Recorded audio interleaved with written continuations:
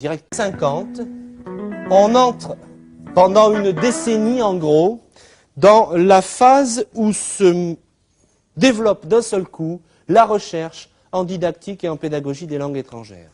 Alors ça s'explique très bien historiquement, hein. Je vous rappelle que les années 50, 60, c'est la décolonisation, c'est-à-dire la perte de pouvoir sur le monde des grandes puissances occidentales. D'où, qu'est-ce qu'on peut faire pour que nos langues continuent à rester des grandes langues de communication? Avec l'idée par-dessous, qu'est-ce qu'on peut faire pour que grâce à ces langues, on continue à garder du pouvoir, y compris politique et économique? Il faut être clair là-dessus. C'est aussi l'époque de l'émergence des premiers grands ensembles internationaux, la première communauté européenne, l'ONU, l'Empire soviétique, peut-être même faudrait-il mieux dire l'Empire communiste, puisque ça implique des tas de pays et donc des tas de langues, le problème de la guerre froide, qui n'est pas sans incidence, vous allez voir, parce que comment faire en sorte pour que nos espions parlent la langue de l'autre exactement comme l'autre et qu'on ne les repère pas? Voilà l'une des questions qui a motivé des chercheurs, notamment américains. Donc on est à une époque charnière où beaucoup de choses changent sur le plan historique et social et où on se rend compte qu'on a besoin de mettre au point des méthodes efficaces, beaucoup plus dynamiques, beaucoup plus efficaces d'apprentissage des langues. Alors on s'en donne les moyens. Par exemple, pour ce qui est du français, parce que c'est l'époque où l'État crée des organismes publics chargés de faire de la recherche et de la diffusion du français langue étrangère, et qui vont commencer à publier des méthodes. Mais c'est aussi l'époque où on trouve la même chose dans le monde anglophone, en Grande-Bretagne, aux États-Unis, dans le monde hispanophone aussi, pour un certain nombre notamment de grandes langues européennes, évidemment, puisque c'est les anciens pouvoirs coloniaux. Alors qu'est-ce qui frappe à cette période charnière? Frappe deux choses. D'abord, on commence à se poser des questions de pédagogie. C'est-à-dire de quelles sont les conditions les plus appropriées pour qu'un apprentissage se réalise. Est-ce qu'il faut travailler en grand groupe, en petit groupe, tout seul? D'abord par écrit, d'abord par oral? Pendant combien de temps? Sur quelle durée? Avec quel type d'outils? Pour ce qui est des langues, avec quel mode de perception? Auditive, visuelle, etc. On commence à se poser ces questions-là. Je vous rappelle qu'en même temps, bon, c'est la grande émergence des sciences de l'homme, c'est l'époque de la pédagogie freinée, c'est l'époque des premiers grands travaux en psychologie cognitive, etc. Donc ce qui frappe, c'est, on se pose des questions pédagogiques. C'est nouveau. L'idée qu'après tout, apprendre, ça ne va pas de soi, et qu'il y a des modalités. Alors là, on va chercher à l'époque, vous allez voir que ça peut être étonnant, comme modèle dominant, grâce à l'influence ou à cause de l'influence américaine, le modèle qu'on a appelé comportementaliste. En français habituel, on appelle ça le behaviorisme. Mais il me semble qu'en français tout court, on comprend bien avec comportementaliste. C'est-à-dire l'idée que la communication linguistique, c'est un comportement, et qu'un comportement peut se conditionner par l'acquisition d'automatismes. Le réflexe de Pavlov. Donc, qu'on va vous soumettre, alors il y en a peut-être qui ont connu ça, mais c'était peut-être déjà passé de mode hein, quand vous avez découvert ça à l'école. On va vous soumettre, par exemple, 20 fois, 30 fois, 40 fois, 50 fois la même question, et à chaque fois vous devez répondre du tac au tac. Simplement, on va changer un mot. Alors, c'est lié, vous avez peut-être entendu parler de ça, les exercices structuraux. Ça ne rappelle pas quelque chose? C'est lié à la notion de structure en langue. Ça vient, en anglais, c'était structural drills. C'est de là que ça vient, hein, des méthodes américaines. Alors, l'exemple, c'était l'exercice où il y avait 100 phrases qui étaient de type, alors l'enseignant donnait à l'élève, je vais prendre un exemple en français, Pierre mangeait pommes de terre. Il faut répondre, Pierre mange des pommes de terre. Je mangeais pommes de terre, je mange des pommes de terre. Marie mangeait pommes de terre, Marie mange des pommes de terre. Il mangeait pommes de terre, il mange des pommes de terre. Et on change à chaque fois de personne. Et on fait ça. Un espèce de jeu de ping-pong. Mais alors vraiment le ping-pong comme quand on voit les champions. Ça va très très vite, on ne voit plus la balle. Et avec l'idée que ça va conditionner une acquisition de structure de façon tout à fait automatique. Bon, ça a été discuté par la suite, mais on a vu ça pénétrer directement les anciennes méthodes traditionnelles, parce que ça reste quand même très peu basé sur la communication effective. Hein. On imagine mal des gens dans la rue qui d'un seul coup se mettent à se poser 20 fois la même question. Est-ce que tu manges des patates? Oui, je mange des patates. As-tu mangé des patates? Oui, j'ai mangé des patates. C'est pas très réaliste. Hein. On est dans la même idée d'un enseignement un peu artificialisé. Donc, on fait des exercices structuraux de façon répétitive pour essayer de conditionner. L'oral commence à prendre de la place parce qu'on commence à disposer d'un matériel d'enregistrement. Hein, c'est les premières bandes magnétiques. On commence à pouvoir avoir dans une classe un magnétophone où on entend de la langue. C'est révolutionnaire. Hein.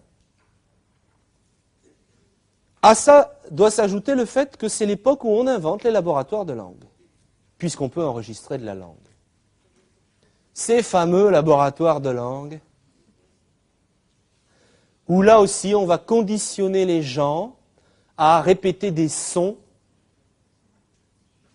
à l'infini, en pensant qu'à force de répéter des listes de mots, ils vont acquérir automatiquement la prononciation. Et puis, grande rupture, à partir des années, fin des années 60, années 70, on voit apparaître les premières méthodes audiovisuelles. Et je dis grande rupture parce que là, les principes méthodologiques, grâce évidemment à l'évolution précédente, mais quand même, vont être considérablement différents. On va renvoyer le balancier complètement de l'autre côté. Alors qu'est-ce qu'il y a dans une méthode audiovisuelle? D'abord, il n'y a pas seulement un manuel, il n'y a même parfois pas de manuel du tout. Par contre, il y a de l'image, au début c'est sur un film fixe, et du son.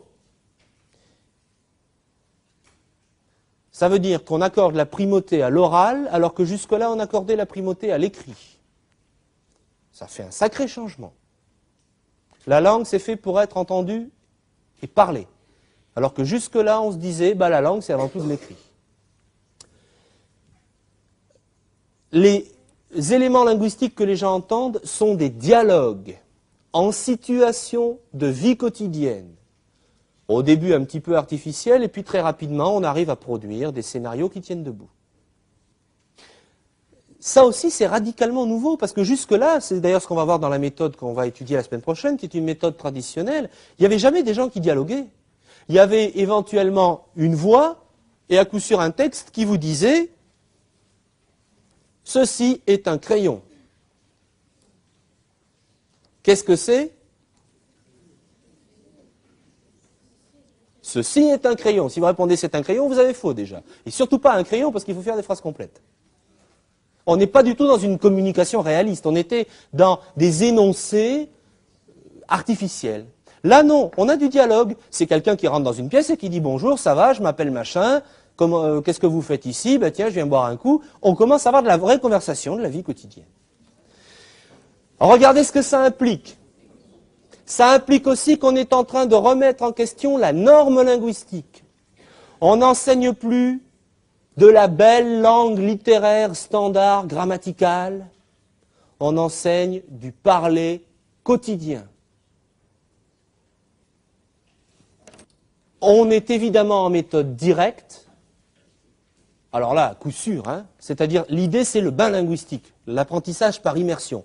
Paf, on vous met dans la salle, et dans cette salle, on ne parle que la langue que vous voulez apprendre. Immersion. Méthode directe, l'idée de fond, discutable d'ailleurs, c'était qu'il était possible d'apprendre une langue autre comme on avait appris sa langue première. Par imprégnation directe, par tâtonnement communicatif. Ça tient debout en partie, c'est en partie discutable aussi. Mais en tout cas, c'est l'idée à laquelle on s'est accroché. Alors vous voyez le retour de balancier. On avait des méthodes d'abord indirectes et puis un peu directes, mais très artificielles, grammaticales, écrites, et d'un seul coup, on vous sort des méthodes à l'époque complètement révolutionnaires. D'ailleurs, les premiers qui ont fait ça, on les a pris un peu pour des fous, hein, où il n'y a plus de texte, il y a des images, de la parole enregistrée, de la langue authentique. Imaginez le changement. Ça a été d'abord expérimental, puis quand on a vu que ça produisait des bons résultats, parce que ça marche bien évidemment, ça s'est relativement rapidement généralisé, ce qui fait que, en gros, à la fin des années 70, par exemple, dans tous les collèges de France, l'enseignement des langues se faisait désormais avec des méthodes audiovisuelles. Et qu'en tout cas, tous les nouveaux enseignants se mettaient à ces méthodes-là. Alors ça n'empêche pas qu'ici ou là, il y a des gens qui sont restés fidèles à des méthodes traditionnelles, bien sûr. Hein. Mais il y a eu un véritable engouement et la révolution a porté d'une certaine façon. Ce qu'on a reproché évidemment à ces méthodes, ça a été deux choses. Au départ, qu'elles avaient bien réfléchi à l'aspect pédagogique. Pour apprendre une langue, il faut la vivre, il faut la parler, bon, tout cet aspect modalité de contact avec la langue, mais pas bien réfléchi aux aspects didactiques. C'est-à-dire que, bon, d'accord, des dialogues de la vie quotidienne, mais quel dialogue, quelle vie? Et donc, il y a des travaux qui ont été réalisés pour essayer d'identifier les situations de vie les plus courantes avec le vocabulaire ou les énoncés qui vont avec. Que ça ne soit pas au pif, mais que ça soit réfléchi. D'accord de la vie quotidienne, bon et alors dans la vie quotidienne, au fond, qu'est-ce qu'on dit? Dans quelle situation on se trouve? Par quoi on va commencer? Par quoi on va continuer? Est-ce qu'on a des listes de fréquences du vocabulaire à apprendre? Voilà le genre de questions qu'on s'est posées, qui manquaient un peu au début, qu'on va voir pénétrer petit à petit les méthodes dans les années 80, mais je vais vous en parler parce qu'il va y avoir un changement complémentaire important. Et puis l'autre problème, c'est qu'évidemment, on leur a reproché d'avoir envoyé le balancier trop loin de l'autre côté. C'était très écrit, grammatical, normatif, c'est devenu plus du tout écrit, quasiment plus grammatical, c'était quasiment un mot banni, grammaire, vous parlez à un spécialiste de l'enseignement des langues, méthode audiovisuelle de grammaire, il a les cheveux qui se dressent sur sa tête en disant va des rétro grammaticas, il faut adapter. Plus de grammaire, plus d'écrit ou l'écrit plus tard, voire même interdiction d'écrire, hein, il y avait des consignes qui disaient interdiction d'écrire pendant les 3 premiers mois.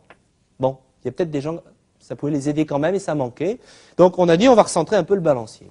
Alors on a abouti 5 80 à ce qu'on a appelé les méthodes. Alors vous allez voir, ça se complique un peu comme toujours quand les choses évoluent, ça se spécialise et ça jargonne. Des méthodes qui sont sur le plan de la forme, des méthodes audio-orales et non plus audiovisuelles. On va voir la différence. Des méthodes audio-orales et sur le plan du contenu, ça jargonne un peu plus, des méthodes dites notionnelles, fonctionnelles. Alors je m'explique. Audio-oral, ça veut dire que il y a toujours du support audio, on entend toujours de la langue et notamment du dialogue. Alors du coup, c'est plus sur des grosses bandes magnétiques, c'est sur des cassettes, parce que c'est l'époque où ça commence à se diffuser. Seulement qu'on n'a plus une image projetée sur un écran, mais qu'on a à nouveau un manuel et les images sont imprimées sur les pages. C'est-à-dire que l'image n'a plus la place principale. C'est pour ça qu'on les appelle plus audiovisuels. Alors regardez ce que ça implique. Hein. Si vous avez un manuel avec l'image sur la page, qu'est-ce que vous voyez en même temps? Le texte. Ça implique un certain retour de l'écrit. Alors au début, retour timide et masqué. C'est-à-dire qu'au début, vous avez peut-être vu ça, hein, vous aviez des méthodes où le texte était toujours au même endroit, il y avait un cache pour qu'on puisse voir les images sans voir le texte. Ah là, on commence à s'approcher de votre génération à vous. Et puis après, beaucoup plus décontracté, le texte est visible par tout le monde tout le temps dès le début. Donc on a un retour de la langue écrite qui reste secondaire, c'est pas la priorité, mais elle est à nouveau là alors qu'on l'avait totalement bannie ou fortement bannie. Donc audio-oral à cause de ça. Notionnel, fonctionnel, parce que là, très clairement, on affirme le même choix que les méthodes audiovisuelles précédentes, c'est-à-dire l'objectif, c'est plus la langue, c'est la communication. L'objectif, c'est pas de savoir la langue, c'est de communiquer dans la langue. Et donc, il faut que la langue puisse fonctionner. L'enseignement est fonctionnel. On apprend à communiquer. Et pourquoi notionnel? À cause justement de ces fameuses situations de communication qui sont regroupées autour de grandes notions. Alors si vous prenez un manuel à partir de ces générations de manuels là, et que vous regardez la table des matières, qu'est-ce que vous allez voir? Au lieu de voir méthode traditionnelle, l'article, le nom, l'adjectif, le verbe, la phrase relative, vous allez avoir faire connaissance, prendre le train, téléphoner, faire ses courses, trouver un travail, aller dîner avec des amis. Donc, une notion qui est, si vous voulez, le pivot, le nœud central d'une situation de vie, d'une situation de communication de la vie quotidienne. Donc, notionnel, fonctionnel, parce que les objectifs sont qu'on soit capable de faire fonctionner la langue à travers les grandes notions de vie de la vie quotidienne. C'est plus du tout la même chose, évidemment.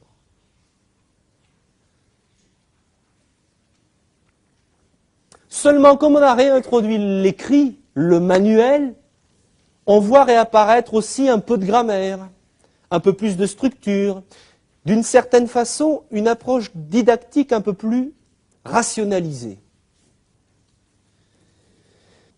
Alors comme c'est la grande époque du développement des sciences de l'éduc, vous allez voir en plus intervenir là-dedans tous les grands courants pédagogiques, quel type d'exercice on fait faire, les modes de structuration des groupes, les démarches empiriques, inductives, instrumentales, expérimentales, etc. Tout va apparaître là-dedans selon les méthodes. Mais les principes méthodologiques de base, ça reste ce qu'on vient de dire. Langue réaliste de la vie quotidienne, principalement entendue et parlée, secondairement lue, écrite et étudiée de façon un peu rationalisée. J'ai bien dit secondairement. Hein. Notamment, la norme est de plus en plus remise en question. Par exemple, dans les méthodes des années 80, vous allez voir de plus en plus des gens qui parlent des tas de français différents. Des français normaux, comme le mien, des gens qui ont un accent bizarre, comme vous, des gens de la francophonie en général. Alors qu'auparavant, c'était français, Académie française, le plus pur possible, avec tous les défauts du mot pur. À partir des années 90, vous voyez qu'on va arriver à l'heure. Hein.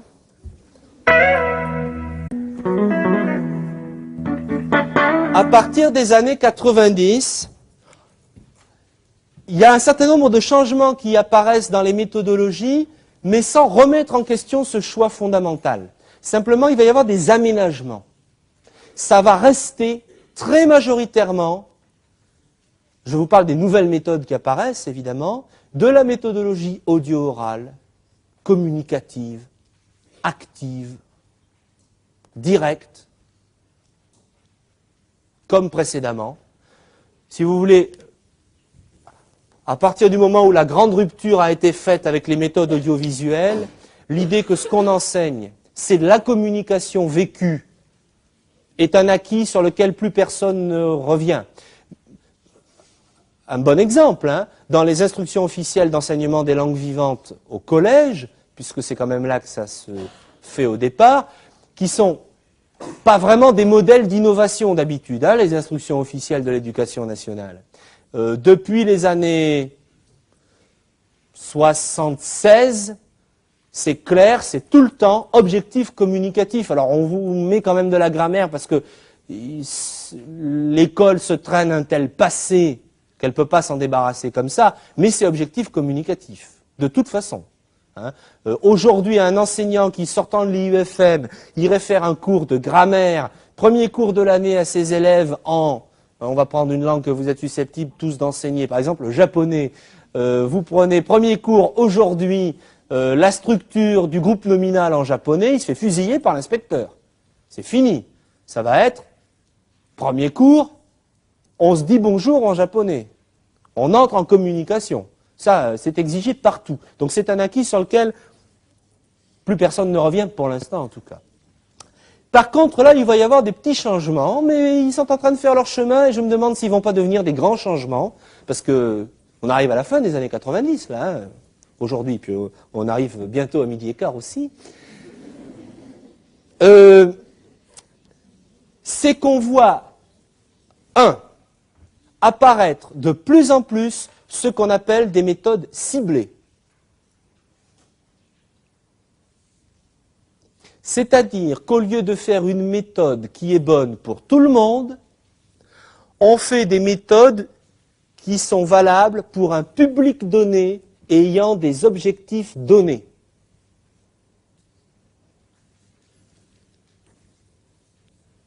Notamment en ce qui concerne les choix lexicaux, les domaines de vocabulaire. De plus en plus, on s'est rendu compte, et à mon avis ça me paraît une bonne réaction, c'est fondé, qu'on ne peut pas enseigner la même langue à tout va, à tout le monde, quel que soit leur âge, quels que soient leurs intérêts, quels que soient leurs objectifs. Donc on s'est dit, d'accord, on va enseigner telle langue, alors mettons le français langue étrangère, mais les jeunes enfants, les adolescents, les adultes ou les retraités n'ont pas les mêmes préoccupations dans la vie quotidienne. Et si on veut que ça soit vivant, réaliste, que ça les accroche, il faut leur parler de leurs préoccupations de la vie quotidienne. Donc vous allez avoir des méthodes de français langue étrangère pour les tout petits, même ceux qui ne sont pas encore alphabétisés, pour les 2-3 ans par exemple, il y en a. Vous allez avoir des méthodes pour les adolescents, il y en a énormément évidemment, puisque c'est l'âge où les gens apprennent les langues à l'école. Vous allez avoir des méthodes pour les adultes dans la vie professionnelle, et vous allez avoir des méthodes pour l'université du 3e âge, avec des situations de communication et des situations de vie qui évidemment ne sont pas les mêmes. Hein. Les ados, il y a tout le vocabulaire de sortir le soir, faire une boum, se faire engueuler par le prof à l'école, enfin des trucs de la vie quotidienne d'un adolescent. Ce qui n'est pas le cas dans la vie professionnelle des adultes. Les petits gamins, ça va être, on va leur raconter une histoire avec des animaux qui sont des héros, ça fait un peu Walt Disney. Il y a aussi des choix qui sont faits en fonction des préoccupations professionnelles. Parce que n'oubliez pas une chose, hein, c'est que l'enseignement des langues, en général, contrairement à ce qu'on pourrait se figurer, c'est surtout un enseignement qui est fait aux adultes qui ont des besoins effectifs.